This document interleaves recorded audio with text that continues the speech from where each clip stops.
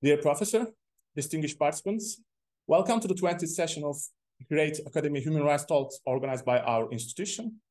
First of all, as the moderator of this session, I would like to introduce myself. My name is Mehmet Alimcan, and I have been working for Human Rights and Equality Institution of Turkey for 3 years as an assistant expert. And today, I'll be with you for the moderation of this session. With that being said, esteemed participants, in line with the establishment law of our institutions, number 6701, we, Human Rights and Equality Institution of Turkey, has been mandated to raise awareness regarding promotion and protection of human rights and combating discrimination in any form by using mass media. Designed as a training program in the field of human rights, HREIT Academy Human Rights Talks is a reflection and practice version of this intention. And I would like to share with you the information that these talks will continue on a regular basis. And we recommend you to follow HREIT Academy events from our institution's social media accounts and websites. You can also watch this program on our institution's YouTube channel after the live broadcast ends. Today's guest of HREIT Academy sessions, which we organized for the 20th, is Professor Dr. Antonietta ELIA. And the topic of our session is the right to a healthy environment under international human rights law. We would like to express our gratitude to the esteemed professor for accepting our invitation and participation in the program. Dear participants, first of all, I would like to inform you about the program. In the first part of our events, which is planned to last approximately 1 hour, we will listen to professor's presentation and information. Afterwards, there will be a question and answer part that will last more or less 15 minutes. And we plan to complete our program after listening to the professor's advices on the promotion and protection of human rights within the scope of the right to a clean, healthy, and sustainable environment. And now I would like to mention about the professor's background. Professor Dr. Antonietta ELIA has been Senior Associate Fellow in Law, University of Santiago de Compostela in Spain for 10 years. In 2021, she received the positive evaluation to Distinguished Professor of International Law with highest score in the framework of the Spanish program for requalification of the university system. From 2020 to 2022, she has served as Visiting Professor of International Law and Human Rights, Inter-American Academy of Human Rights in Mexico. As Senior Scholar, she delivered lectures in presence and online worldwide. There are also previous appointments include the Visiting Professorship of International Law at TİHEK, Ankara University in Turkey since 2021. At the same time, since 2018, she serves as International Senior Expert. She has also played an important role in Council of Europe's selected legal expert for European human rights standards implementation projects in Armenia, Turkey, and Moldova since 2018. Taking part as the Vice Director of the International Council for Diplomacy and Dialogue for 3 years. Specialized in international law, comparative constitutional law, and EU law, Professor ELIA is a fully engaged scholar and practitioner in the field of human rights law and policies. Her academic and professional interests include the relationships between human rights and environments. Aside from pointed out above, it's significant to mention that the professor is editorial board member of numerous international specialized journals and of many professional networks and international associations. The professor has delivered seminars and presentations at many international conferences in many countries and regions, such as United States, European Union, China, South Korea, Turkey, and Mexico. Last but not least, she has been recently appointed as at the Italian Interministerial Committee for Human Rights for the second time. Dear Professor, I have completed my part here, and now the floor is yours. Çok teşekkürler, iyi günler.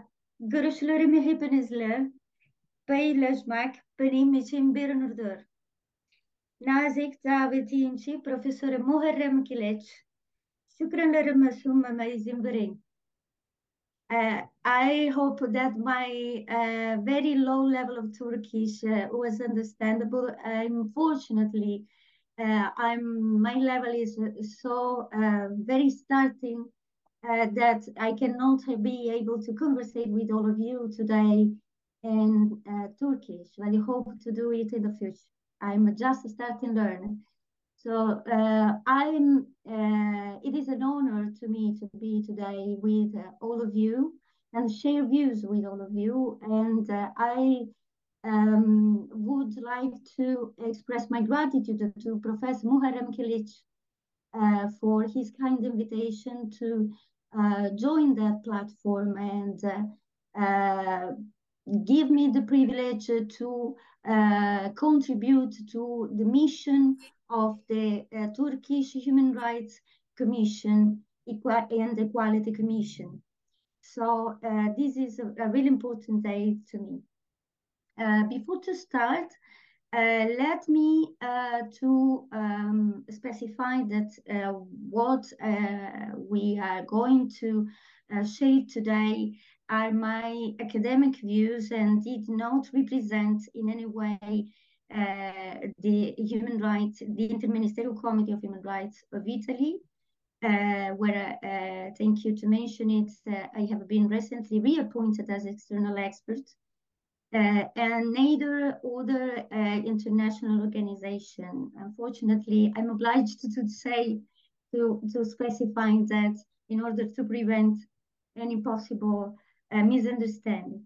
So actually, I'm not an expert. I'm just someone with a big chance to learn from the best colleagues in the world, including, of course, Turkey. Where I do really hope to be back soon, since my last time was very shortly last September in Ankara for just 2 days. So today, what I would like to do is not just to present the classical lecture that, as you probably know, after so many years of online contributions can be noisy sometimes, but just to invite who is hearing us and following us to reflect and to try to join forth and using theory into practice, which is possibly one of the most important missions we all together have, especially when we talk about human rights effectiveness. It is in front of all of you, of all of us, that environmental harms, and climate change are big and global challenges affecting practically every corner of the globe. So today it is also the day of the Refugee Day. Yes. So I just concluded another conference online about that date, and it is inevitably to make during our session a reference to one of the big issues we have in front of us, which is the definition of climate refugee. But we will see that across in the day, in the next step of our conversation. Let's start from the beginning, because sometimes we can talk and we can think that the questions related to the protection of environment, the prevention of possible impact of modification of environment and climate change related disaster are just nowadays issues. It is not the case. United Nations General Assembly adopted the first resolution related to the centrality of environment for the effectiveness of human rights in 1972, the so-called Stockholm Declaration. So last year was the anniversary of the Stockholm Declaration, as you probably know. Of course, it's a declaration, but in that occasion, so many years ago, the focus was over the link between environment and the well-being of people. So the first questions that someone can ask is, okay, but it is a declaration. Is there under international law or under international human rights law specifically any kind of obligation to prevent, for example, environmental harms, or on the other side, to mitigate and adapt and to adapt to climate change in order to prevent human rights breaches? I don't want to make yes, but no, I don't want to say yes or not. As I said, since the starting moment, I would like to invite you to reflect, offering some points. But please let me underline the fact that I really trust in international cooperation and international norms protecting human rights, sometimes more effective than national laws everywhere. The right to an healthy environment has been defined primarily by a regional system of human rights. I didn't make a specific reference for a limit of times over the characteristics of each regional system of human rights implementation. But one of the principles doing reference to the link between human rights and specifically indigenous people rights and environment was the Inter-American the Inter-American system of human rights. And I will return briefly over that point. Of course, the European system did also reference changing also the attitude over the existing link between environment and human rights.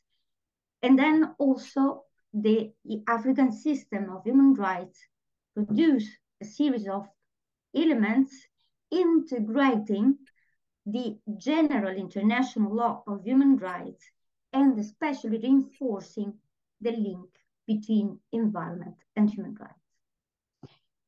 So, of course, we are assisting step by step to an increasing contribution also from the United Nations at universal level over the necessity to strengthen, protect human rights, especially economic, social, and cultural rights, from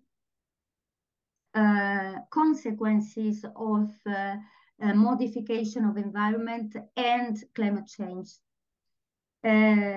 Before, let me briefly to underline why I'm making this difference, which is not a really difference, but a separation between the modification of environment and climate change, climate-induced impact over human rights.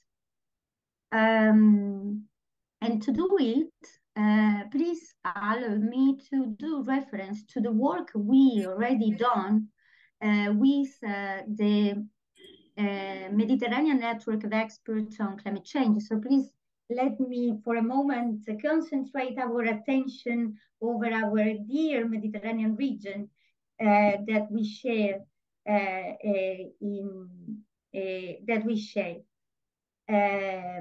and the beloved Mediterranean region.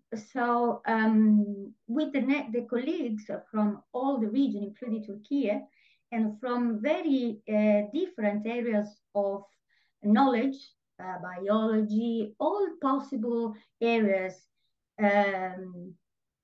interested to contribute, we worked analyzing, or also from a legal point of view, any possible impact of over climate change and the rising level of the seas in the Mediterranean over the society in a broader sense. I just wish to send you to give you the suggestion to have a look to the website of the MEDEC experts, and you will easily discharge the chapters and all the report, which was the first impact assessment report of climate change and environmental harms into the Mediterranean basin. So there is a chapter dedicated to society and the impact that that can have over society in terms of migration, in terms of impact over right to food, right to health, and so on, of course, in a synthetic way. What the IPCC report done at global level, actually we did at the regional level into the Mediterranean region. So, but we could do it on the basis of the first legal framework offered by the human rights case law.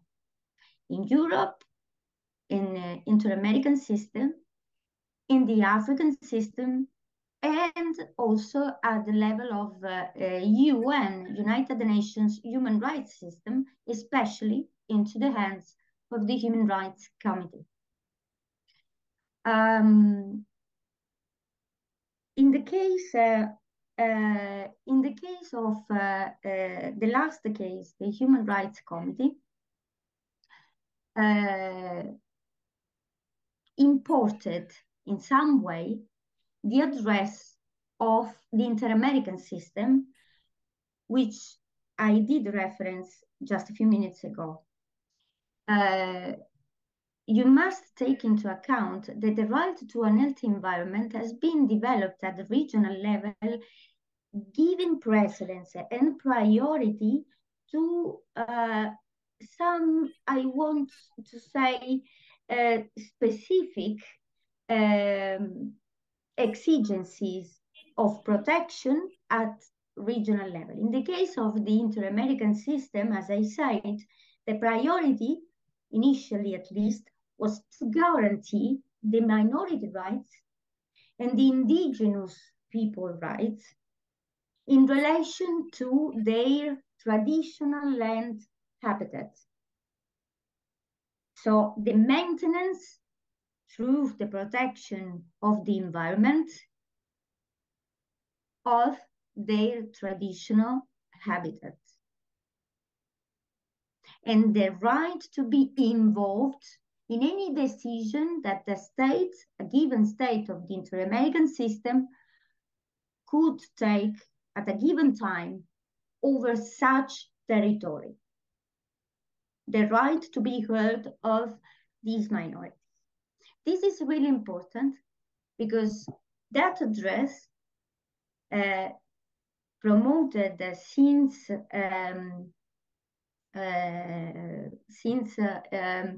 many years by the Human Rights Commission and the Inter-American Court for Human Rights has been used then by the Human Rights Committee at UN level in a specific, in many cases, in both for individual communications, so to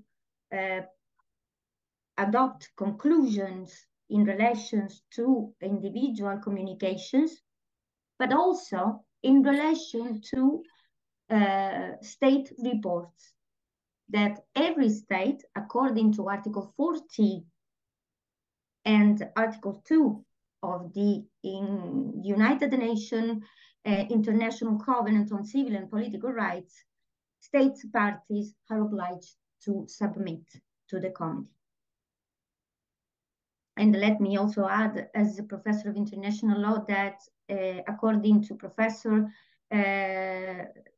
Fabioli, the obligation, and which is also my view, the obligation to the mandatory character, or at least in my view, the legal authoritative meaning of the conclusion of the report by the Human Rights Committee is based on those articles, Article 40 and Article 2 of the ICCPR, at least. If we want to talk about the legal mandatory status of the report, the conclusions of the Human Rights Committee. So one important role that the Inter-American system had was to adopt in the framework of the Inter-American Convention of Human Rights and the statute of the court, was to adopt an advisory opinion. So the court in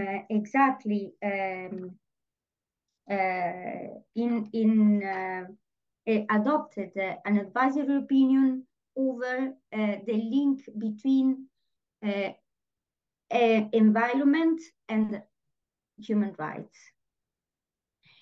And the court interpreted the Inter-American Convention in accordance with Article 26, which is very interesting, 26 of the Inter-American Convention, of course, because for the first time, a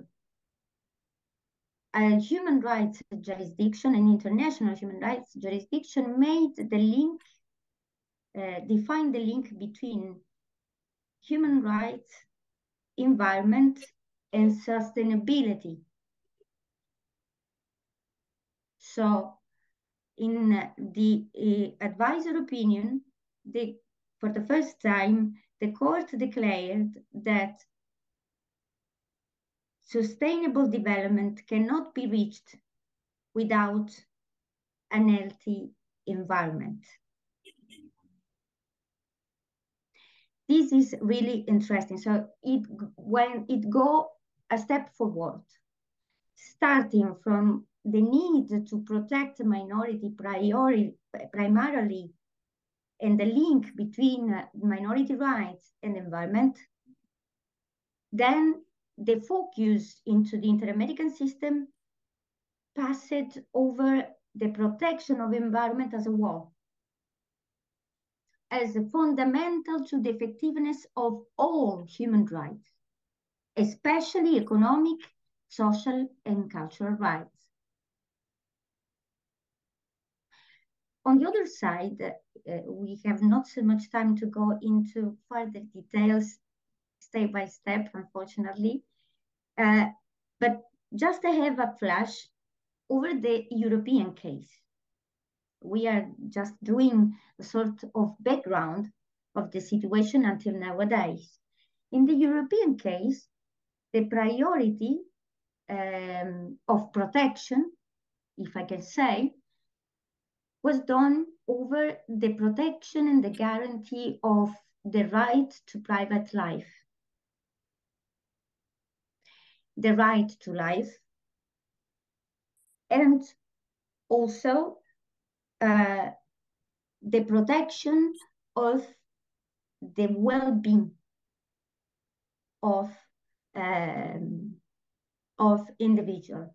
It is not very notorious, the first case where the court did the reference to the individual well-beings as a human right related to the right to life, in the case Lopez Ostra against Spain. It's a very old case, but it is the starting point where the court, the European court, started to find a link between environment and human rights as enshrined in the European Convention of Human Rights. So you see that there is an effort of interpretation, because you don't find, for example, in the human rights, in the European Convention of Human Rights, the right to an healthy environment. So who is entitled to define such a link? That's why I'm so centered into the role of the judge, the international judge, is international jurisdiction. And we are talking about environment. We are not mentioning the reference to climate change, which is different in some way, in terms of responsibilities, in terms of impact, level of impact, and time of impacting, and definition of link between consequences over individuals and their rights effectiveness, and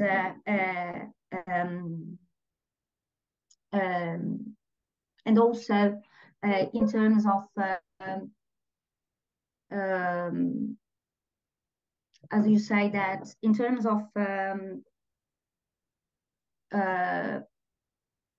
reparation or redress of the initial situation.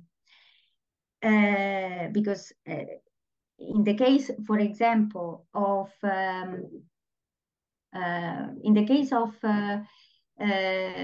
modification of environment, just to give you an example, in the case of a modification of environment, because there is an authorization to build, to create a new road and so on, there is a human intervention into the modification of environment. So an institutional maybe modification of environment. So we must take into account that difference. In the case of climate change, the driver of climate change are multiple, not only human, are multiple. So there is a very clear need to focus about causes and consequences, especially in the cases of climate change, in order to define the link between impact over rights and guarantee protection, reparation, and redress, like in the case of the right to healthy environment. So, but the part of in relation to accountability or possible responsibility, we will see that we will see it soon after. So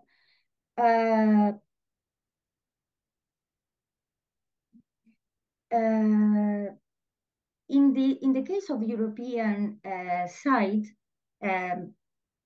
after the definition and the interest over the definition of the right to healthy environment as a necessary condition to effectiveness of human rights, especially economic, social, and cultural rights. Let me to return in the case of the report of the MEDEC. And just to let you see the link. In the case of a modification induced by man, by human, by institution, in the case of catastrophic consequences induced by natural disaster, there is a consequence, for example, over the modification of costs, the modification of place of work, the modification to have in the food chain, for example. So you see the difficulties that some populations around the Mediterranean can have, and they are need to displace, to move. Generally, without entering into the specific case, just in general terms, the first step is internal displaced person, moving from a rural zone or coastal zone to the cities. where they live in condition of poverty. There is a very interesting report about environment and poverty of I think is of 2019, if I'm right. It is a report of Professor Houston. It is really interesting to see the link between the lack of environmental habitat, the loss of environmental habitat, the loss of access to basic rights, especially economic, social, cultural rights, and poverty. So, and this is really, really particular to take into account because sometimes it is still difficult to find a cause or the consequence of a modification of the territory or the rising level of the sea. And if you don't have the causal link, you cannot sometimes find the possible answer that the individual needs. So that said, one more important address that must be retained, that you see that originally the protection was trying to guarantee, I can mention, for example, the case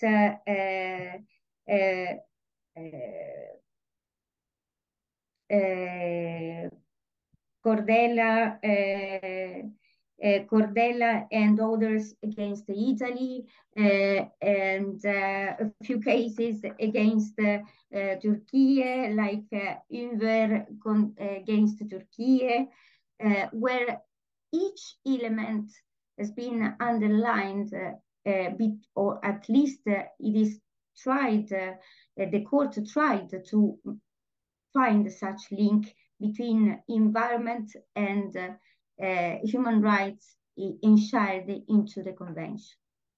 So, but after the regional point, the Human Rights Committee started very late sometimes, maybe, I can say, trying to grasp and to endorse, better said, endorse the regional address, some points of the regional address. For example, in 2007, in 2017, they adopt the address of the Inter-American Court of Human Rights over the right of indigenous people to be heard in case of, and to participate in case of decisions taking of a given state over the traditional land. But before, for example, in 2015, in a case in the report related to the states of civil and political rights in Canada, for the first time, the Human Rights Committee did mention to the role of multinational enterprises impacting over human rights and environment in 2015. Very recently, also, they sanctioned and recognized the responsibility of Australia because of the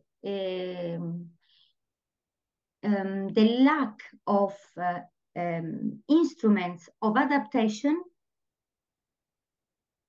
in order to prevent the consequences of a natural disaster or mitigate the consequences over individual rights as caused by natural disasters. So you see that who is trying to define the link, it is not a national level, but an international one. And this is really important because when we talk about human rights effectiveness, we must try, I used to say always, that we must try to have a comprehensive view, of course, in relation, taking into account constitutional norms of each state, but the mutual influence is evident between international legal order and national implementation, including at constitutional level. Let me just make a reference to the very late, from my point of view, but at least needed modification of the Italian constitution, where exactly 2 years ago, 1.5, in 2021, a constitution has been finally modified at Article 9 of the constitution, introducing the right to an healthy environment for the first time as a fundamental right of individual and of the future generation. And this is in the light of the legal pressure coming from international human rights jurisdiction.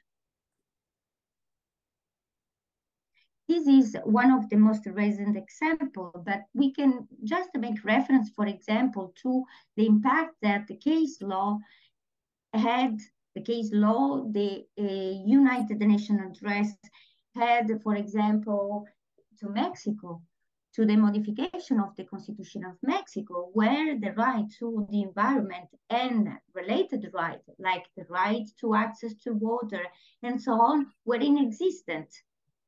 But after the adoption of the relative resolution of the General Assembly, the Constitution was modified in 2010.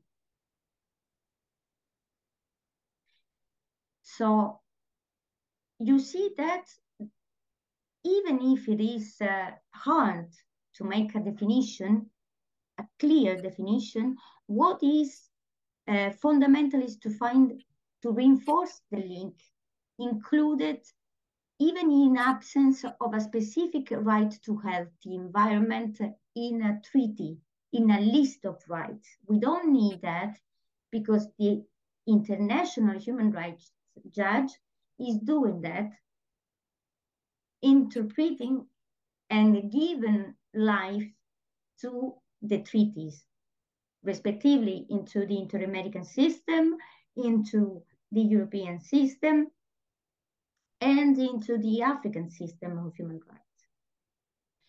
But of course, you can have the best possible standard, but if you don't implement it, you will never reach the effectiveness. So how to distinguish, for example, the case of climate change impact over human rights? Who is responsible? As I said, in using the words of the Human Rights Committee, in the case of human rights impact caused by climate change-induced disasters, the responsibility is of the state, primarily, is of the state, which is obliged, according to the Human Rights Committee, to prevent the impact, mitigate, and to create the situation of adaptation to climate change consequences. The movement and at legal and also a political level in international fora is going ahead. You probably know that it has been established for the first time a special rapporteur of United Nations on climate change and human rights, in October 2021, in order to monitoring what the rising level of sea, for example, can provoke over the right to food, the right to work, the right to conduct the life in the traditional way. Think, for example, always into the Mediterranean region. The rising level of the sea obliged people to displace, to move, because they lose their way of life. And I'm using that expression because the Human Rights Committee underlined the fact that the state is obliged to guarantee such standards, such way of life of individuals.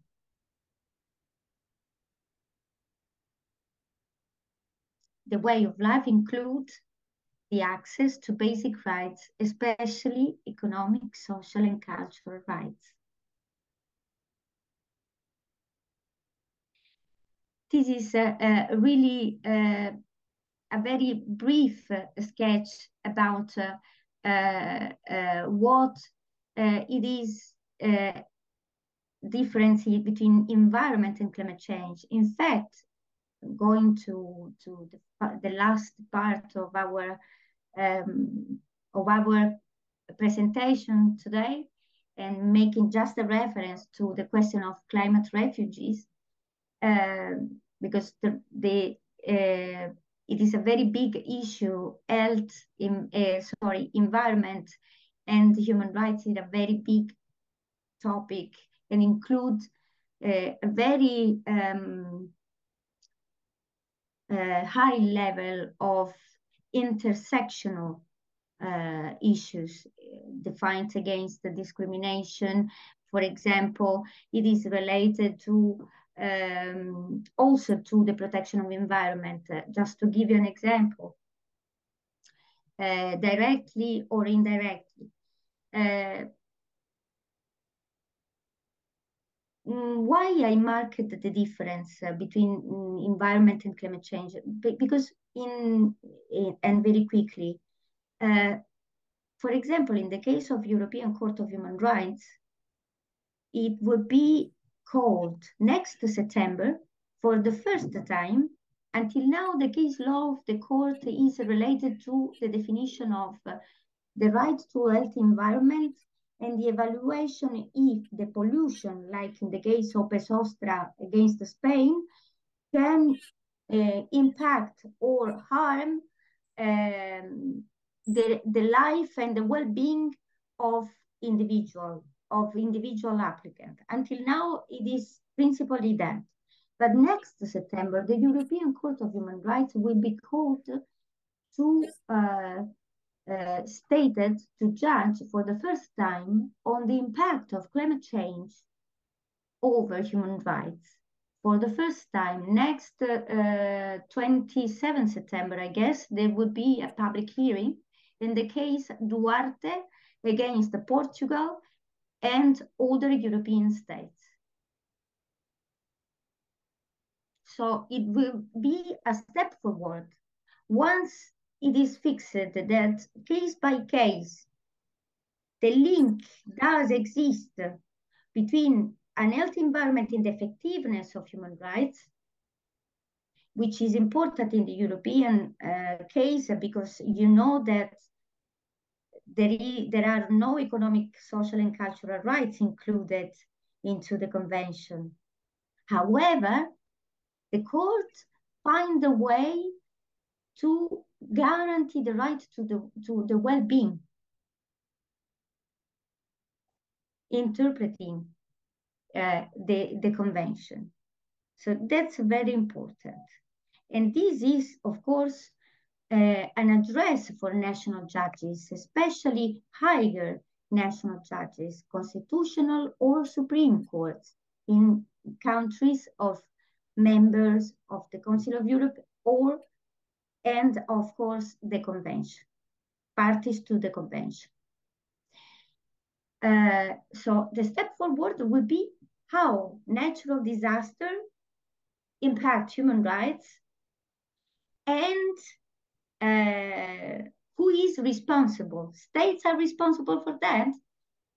We will see what the court will decide, but in the meantime, the Human Rights Committee said, yes, Australia is responsible to give the right instruments, the right tools to people to protect them from the consequences of natural disasters. So you see the dynamic of international human rights law and the interpretation of human rights law between regional level and universal level at the level of United Nations. So we will see what the court, I'm really curious about what the court will say. But turning back, and before to conclude, since we say that today is the Refugee Day, and in the Mediterranean Sea, but not only, we are assisting to a continuous loss of life of people in need, and people on flying, people on the move in our dear Mediterranean region. Let me do reference to the question of the climate refugees. As you know, the Convention of 1951 doesn't contain neither other human rights treaties at regional level or at a universal level contain any definition of human rights of refugees, of climate refugees.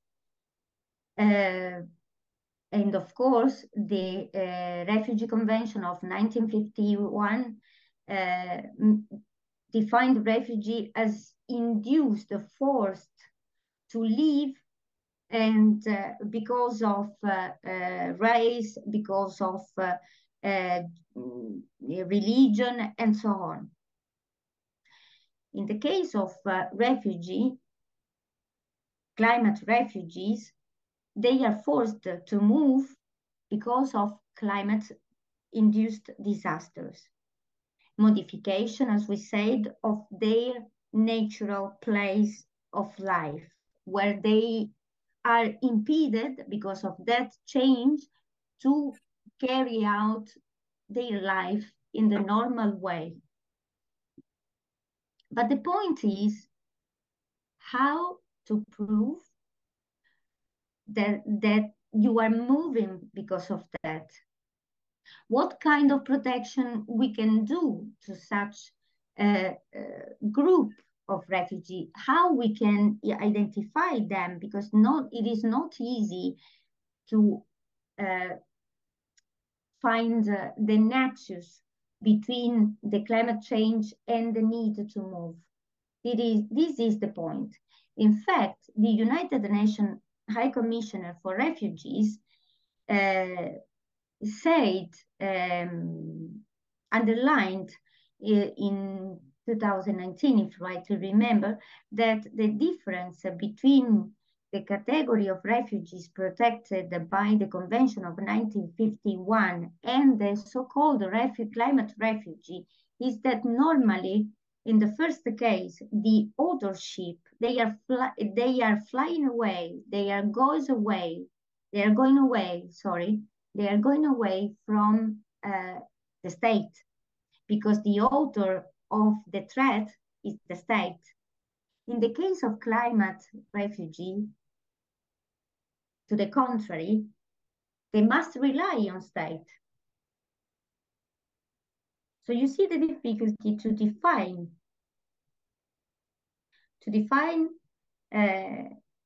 the category of climate refugees, but they are increasing a big number of them inside the migrants, the people on the move. And I would like to stress the need to improve international debate, international cooperation, and the using also the international human rights jurisprudence on this case. Why? Because for the first time, always the Human Rights Committee, in January 2020, in an individual case against Kiribati, for the first time, underline the need to guarantee protection to climate-induced refugees for the first time. So I think that, and I wish that it would be at the center of the academic debate in international fora in the next years, in order to create the most possible shield for climate refugees, induced refugees, in order to identify them and giving them the most effective protection. So, dear Mehmet, I don't know if I must stop here, if there is any questions, because I tried to be very, not so much... no, there's not so much noising. No. There's no problem for that, but we have a couple of questions. Maybe you want to ask, we can get that section. But before this, it was a really informative and attentive conversation. And I guess people today with us has benefit from these valuable informations that you have shared with us. And I really want to thank you for this. And if it's okay with you, I want to get to the questions and answers sections.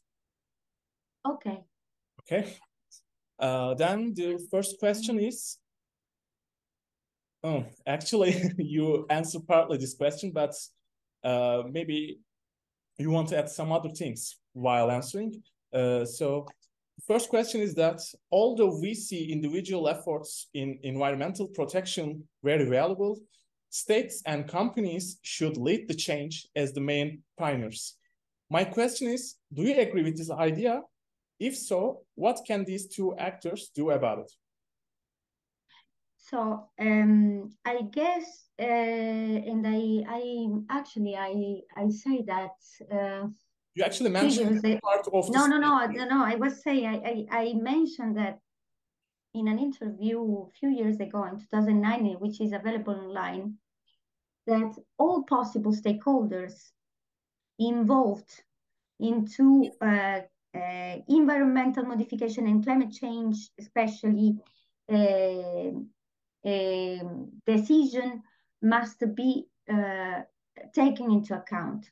All stakeholders, especially local communities, because it is true, who decides is a state. Sometimes it depends from state to state. A multinational enterprises can have more or less power to influence a government, but it depends from the case. But there is always people in the middle. We must take into account that local communities in so precious Mediterranean region need to be heard. That's the first point. Secondly, under international law, the primary responsibility is of states. They still remain, under international law, the principal subjects over international law, and according to the Human Rights Committee, they are primarily responsible of human rights effectiveness of individuals under their jurisdictions, respectively, each state. In the case of the Human Rights Committee, states party to the ICCPR, the International Covenant on Civil and Political Rights. Then the question is also So since we're taking into account who decides the state, it is into the hands of the state to exige, to pretend from economic sector, especially private economic sector, to mitigate, to limit the economic activity in the light of respect of environment, in the light of respect of basic rights. And then to pretend responsibility by private economic sector in case of breach of that. But to do this, every state needs to have an internal rule, an internal law. Nulla bene sine legge, right? So no sanction in absence of law. And this is also valid in the case of multinational enterprises. And we return to international fora. Business is increasingly requested to be accountable for breaches of human rights. Business as an actor, multinational enterprises. So in 2011, the Human Rights Council adopted for the first time the guideline principle on business and human rights. You know that we are assisting to the negotiation over the treaty and to try to adopt a set of mandatory rules, because sometimes it is true, it is responsible to guarantee the rights, but it is also responsible of the state to vigilate over in the case of over the multinational enterprises activities impact over population. So the centrality remains into the hands of the state, but there is also a shared responsibility, and we must ask for a shared participation also of civil society, local community, who knows better than anyone the exigencies they have. I don't know if I answered to your questions. Really satisfactory answer, Professor. By listening to you, I learned lots of things, even in this specific answer. And now I will get to the next question. Sorry? I will get to the next question if it's okay. Yes, please. Okay. An Oxfam research recently published shows that the richest are key contributors to climate breakdown. For instance, a billionaire emits 1 million times more carbon than the average person. And billionaires are twice as likely as the average investor to invest in polluting industries like fossil fuels. The question is, does wealth or income inequality worsen the environmental degradation? Can a correlation be established between these two phenomena?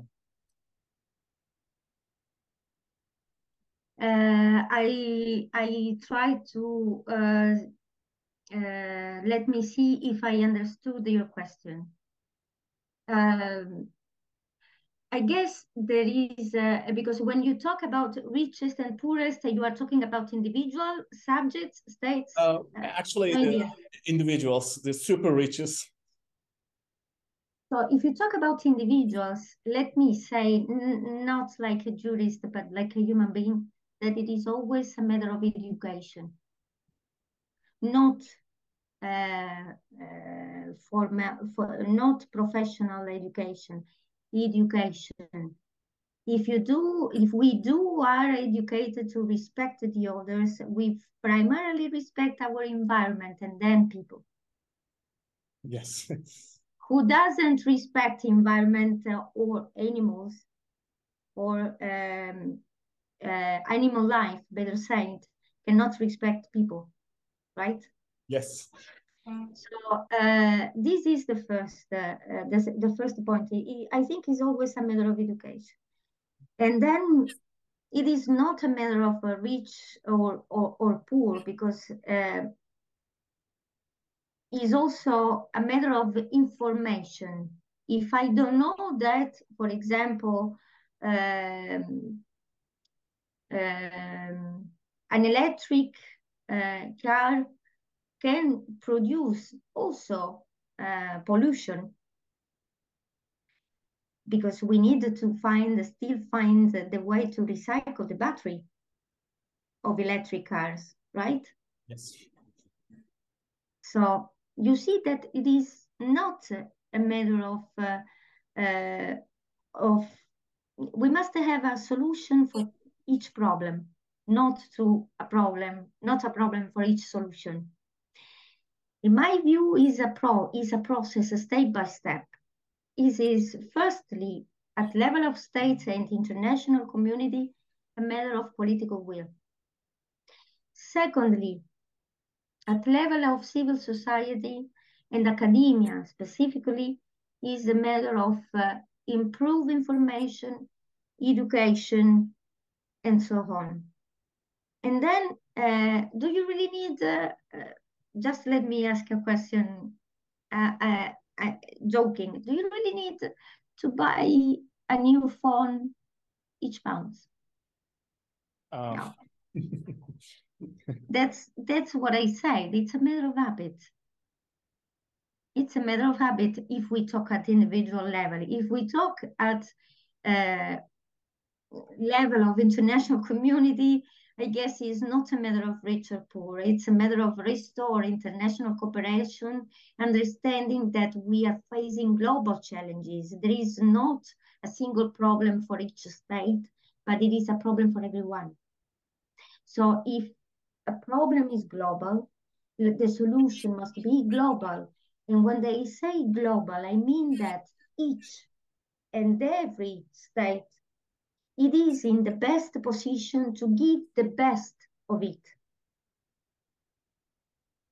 How to deal with the big challenge. We had the pandemic and we assisted to the lack of cooperation and the lack to find a solution in a shared solution. The very hard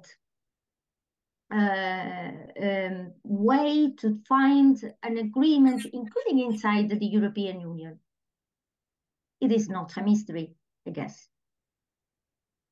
So that's why I guess that it is not a link between rich and poverty, it's a link between education, volunteer, education, information, and the habit at individual level. At individual of decision makers, we must limit and ask for accountability. In the case of business, for example, it is important to have a regulation, internal regulation, limiting the private economic action in the way that that can be respectful of human rights and so on. Or think, for example, in the case of trade agreements. Think, for example, in that case, there is always a very big level of difficulties to pretend to multinational enterprises acting in different countries to reach the accountable. I can mention with due differences a case in the ThyssenKrupp case in Italy, where for the first time, initially at least, the general administrator of a multinational enterprises were accused individually as chief of the enterprise of murder in a case of a labor accident occurred many years ago, a few years ago in Italy. Initially was the conclusion, then the procedure turned in another way, but the first point was, for the first time, the responsibility of a private international enterprise was recognized by a judge, by a national judge. And you will see there also the need that the judge is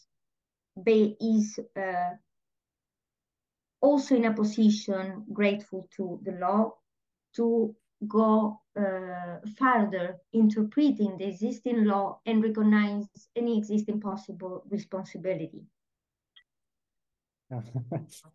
Thank you very much for your answer. Mrs. Professor, I do not take much your time. And so in the name of my institution and esteemed participants, I want to express our gratitude for your significant contributions and time you spent with us. And dear participants, thanks for your attention and contributions. And as I said in the beginning of the session, you can follow all the contents and other activities regarding HREIT Academy on our social media accounts and our YouTube channel. Professor, I am ending the program right now, and if I just please allow me to renew my gratitude to Professor Kilic for his kind invitation and to give me such honor to be on the screen and to reach the member of the commission and all who is following us, also to give me the privilege to be translated to Turkish language, because my level is very poor, as you could see at our initial introductory note. But I hope to have the possibility to improve my level soon. So it has been a really great privilege to share the screen. And I embrace all of you from the north of Spain, where the effect of climate change is actually going ahead, because normally where we are based, Galicia, it is a very cold and raining place, but in these days we are assisting to a rising level of temperature, which is not normal, but is climate induced, you know. So thank you very much. I invite Mehmet to share my contact with the public if someone is interested to go further with the topic or has any doubt or comments to do. They are always very welcome. So thank you very much, and I hope to see you soon in person. Thank you very much for your kindness, Mrs. Professor. And I finished the program right now. Good evening, everyone, and see you again in the next talks.